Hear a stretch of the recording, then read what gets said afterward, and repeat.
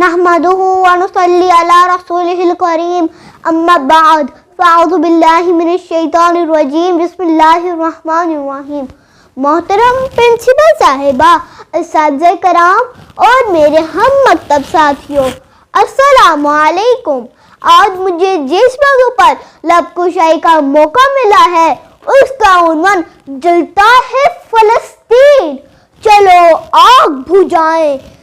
صدر ذی وقار اس موضوع سے پوری محفل پر اداسی چھا جائے گی اور ہر چہرہ افسردہ ہو جائے گا۔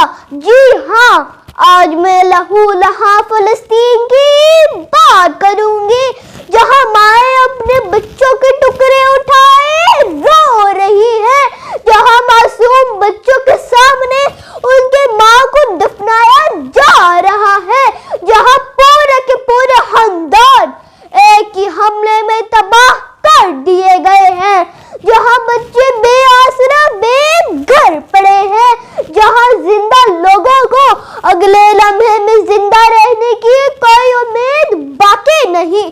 پیارے دوستو، میرا خود سے اور آپ سب سے ایک سوال ہے کہ کیا ہم سب نے مسلمان ہونے یا پھر انسان ہونے کا حق ادا کیا ہے؟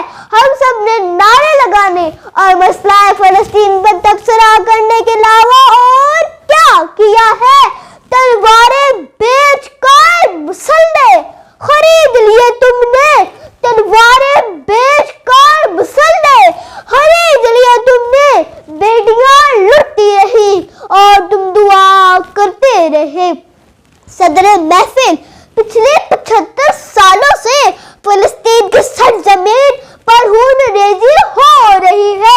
فلسطین کی خواتین، بزرگوں اور بچوں کا بھی کوئی لحاظ نہیں رکھا جا رہا۔ جو کڑا ہے میرا قدس، چلو اس کو چھڑائیں، جو کڑا ہے میرا قدس، چلو اس کو چھڑائیں، زنجیروں کو توڑیں، اسے آزاد کرائیں۔ جلتا ہے فلسطین، چلو آگ بجھائیں، جلتا ہے فلسطین، چلو آگ بجھائیں۔ پیارے دوستو، مسلمان ہونے کی حیثیت سے ہمارا فرض ہے کہ فلسطین کے مسلمانوں پہ ہونے والے ظلم کی خبر رکھیں اور جس حد تک ممکن ہو ان کی مدد کریں اور ان کی حمایت جاری رکھیں اور ان کے لیے دعا گو رہے۔